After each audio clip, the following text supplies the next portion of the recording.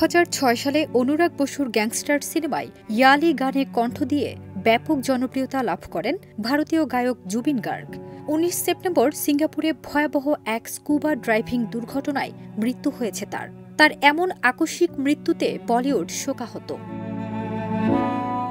স্থানীয় সংবাদ মাধ্যমের বরাতে ইন্ডিয়া টুডে জানিয়েছে, দুর্ঘটনার পর সিঙ্গাপুর পুলিশ তাকে সমুদ্র থেকে উদ্ধার করে দ্রুত নিকটবর্তী হাসপাতালে নিয়ে যায়।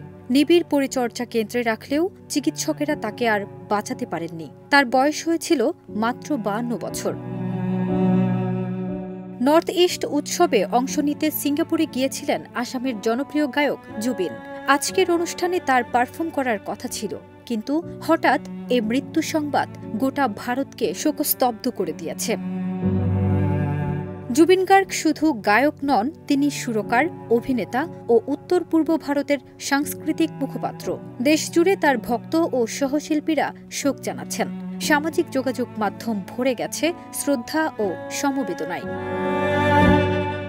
1972 সালের 18 নভেম্বর জন্ম নেয়া জুবিন ছিলেন একাধারে গায়ক, সঙ্গীত পরিচালক, সুরকার, গীতিকার, সঙ্গীত প্রযোজক, অভিনেতা ও চলচ্চিত্র পরিচালক।